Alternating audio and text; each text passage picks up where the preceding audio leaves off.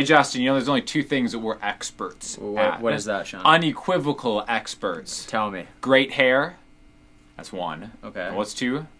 Oh, it's got to be jazz. Jazz. We're really good jazz We're of great renown. I don't know if you've seen our last video. There's a lot of jazz going on in there. We showed some cool stuff. Yeah. Just for the people for free. Because real jazz is of the people. We don't keep secrets. There needs to be more freedom today, and jazz is a way to express yourself. It's the freest form of expression. It's the free, and you need a good jazz guitar to do that. I do. How are you gonna help me out here? What do you got? You got something for me? So this is the brand new XLSS Soho, and it's probably the guitar, like I would say, in the last year that I'm most excited about. And for those of you who don't know, I work at D'Angelico, and I've been there for the last 7 years doing the artist relations. This is my guy. This is why you always see me with the freshest D'Angelico guitars. That's right. My guy hooks me up. So. And so one of our artists, Mark Whitfield, who's, if you haven't checked out Mark's stuff, I'll link it for sure. But do yourself a favor. Yeah, he's amazing. And we had this idea. I mean, he's playing, these bigger arch tops, and we wanted to create something that essentially was like an arch top, but packaged in a semi-hollow. So something that's compact, easy to take around, but still has that kind of punch and clarity that an arch top does, which is so, I think, integral to the D'Angelico brand and who we are. Yeah. And after 2 years of going back and forth with designs, we landed on this guitar, and it really accomplishes that sound. I'll give you a little bit of a demonstration, but just especially if you're just doing like a little chord melody, like.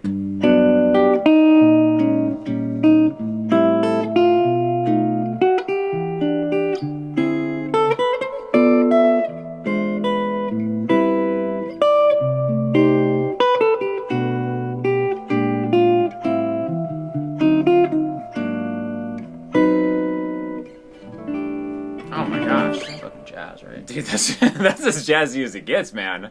I'm kind of blown away. There's such an acoustic quality to this, like you're saying. Well, essentially, like, and that was this guitar is great for jazz because you get that arch top acoustic type thing going on. And what's really going on there is that it's fully hollow on the inside. So typically on a semi-hollow guitar like this, you're going to get something with a center block. So explain to people what the difference between just an arch top and like a regular semi-hollow is. So most semi-hollows have what's called a center block running down the middle. And why that's the case is because it gives it resilience. You can put, it gives it great sustain. You can put pedals, drive, you can play loud. You don't have as much feedback.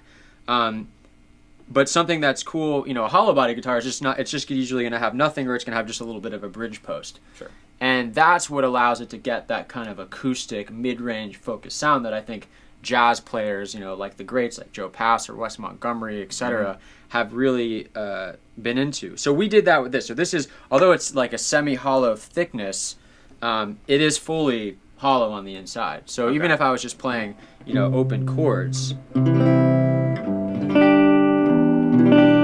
can kind of hear just that.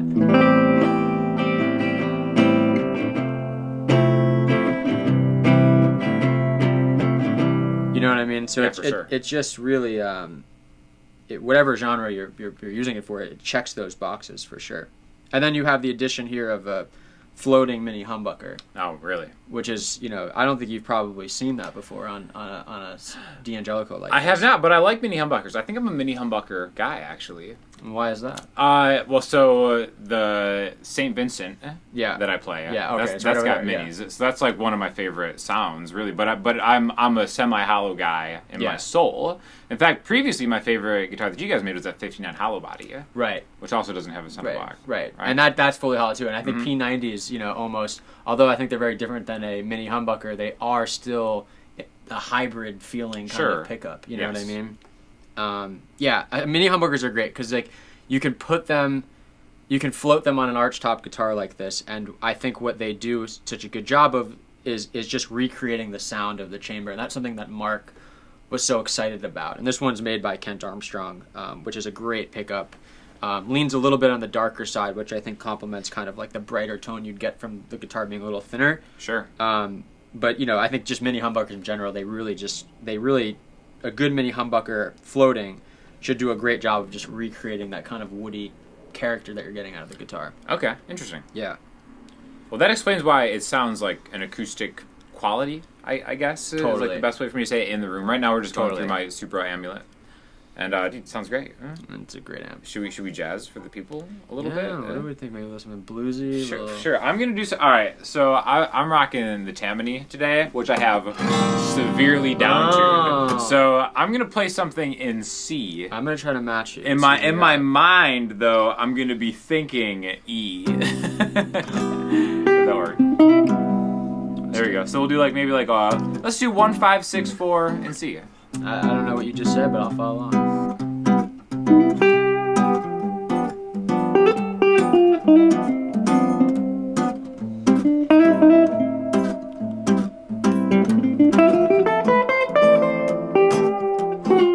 That's jazz. Now I'm gonna roll the tone a little bit so you can hear the tone roll off.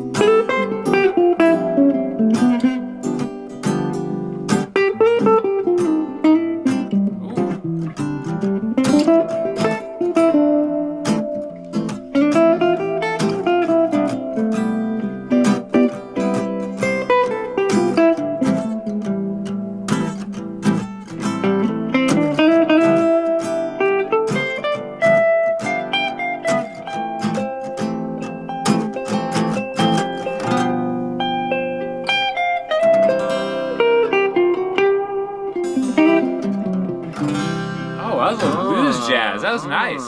Listen to this. Kind of ended in an Americana feel. I do feel guitar. Like we're kind of all American fellas. We're out here in Los Angeles, you know. But transplants. We're transplants. I mean, Florida. How do you feel? Do you miss Florida? I do miss Florida in a lot of ways, actually. So I've been out here for 3 months ish. Mostly because it's cold out here. Yeah. It's cold and windy. And it snows in Los Angeles, apparently. Yeah, for those watching, this winter in Los Angeles it was literally cold and raining, I think, every day for about, 50 days. And now it's finally, the sun's coming up. Kinda, yeah. And I've channeled all my, being inside to just jazz and this guitar. I can tell there's a lot of pain in your playing. It's a lot that I haven't noticed before. There's a lot of soul, from this horrible weather we had, but it was cool. I brought the guitar to Lionel from Herbie Hancock's band, and I got to see him. Listen to this guy just flexing, just subtly, yeah. Yeah, I guess. I mean, it comes with the job, I guess. But no, it's cool. We have a lot of amazing artists like yourself that support what we do, and so just getting the early reviews from some of the players, including yourself. Let me why don't you see what you got? So another thing that all guitars should have is locking tuners. Another great feature on this, right? So easy, just boop, boop, done. You're good to go. Yeah, this. And it's got a really flat. It's got a slim C-shaped neck with actually a 16-inch fingerboard radius, which is something Mark really liked. It's super fast. I mean, even though that it's an arch top and there's this one has 12s on it. Oh, these are 12s, really? Yeah, you just want to play. You just want to play fast, and it's just completely optimized for speed. I gotta admit, I didn't know Mark Whitfield before you turned me on to him. Yeah, he was a poser. I'm a jazz poser. No, you're the real deal. Look at these chords. Look at this. Oh, you like that? You just play a 13. Ooh. Yeah, 13. That's it. If you could play a 13 chord, you're playing jazz. If you want to fake jazz, just learn a 13 chord. Isn't there a video of that you made about how to fake jazz? There is a video called "How to Fake Jazz." Yeah, and I'm sure it probably is that. It's just 13 chords. Right? It just makes it is tasty. Yeah, dude, this is great.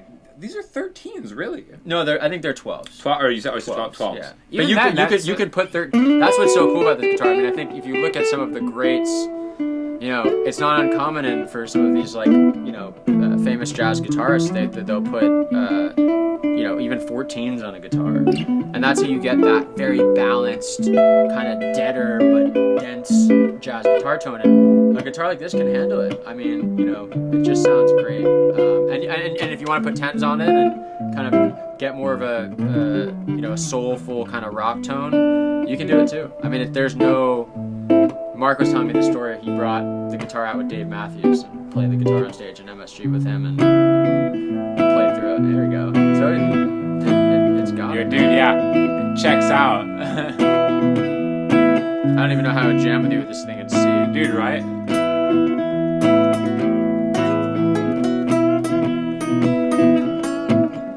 Look at starting with jazz, ending with... It's freeform with Dave Matthews. All roads lead to Dave. Yeah. That's as we've always known. Yeah. Man, dude, I love it. Fantastic. We fake it till we make it, brother. Dude, I'm still working on that. When do you realize that you have finally made it from faking it? Because I feel like we're still on the path, right? We're still on the path. I mean, jazz is it's a never-ending path. It is. Some people just keep going on the path. Some people just say, you know what? I've had enough jazz guitar. I think I'm good. Have you talked to Mark about that? Mark has been on the path for 50 years, and he's just faking it. There's anyone, just faking it, but he's made it. Now he's got a signature guitar. That's amazing. He's such a great guy and just talent, and just getting to work with him on the design was I love the color. Look at that. Come on, is that sexy? That's nice. What's the name of the color? I think we're just calling it like a dark cherry burst, maybe trance cherry. I'm not sure exactly the name, but all the specs we'll link it below so you can get the other details that we left out. Dude, fingerstyle on these D'Angelicos, I feel like they made me the player that I am. Yeah, look at that thumb work you got going on. It's back and forth. Wow. Yeah. Thanks, buddy. Dude, your hair looks great. Dude, it's all because of you. Yeah, that's Get it? Yeah. Here's when we get really jazzy. Watch this. Oh. Yeah. Ooh.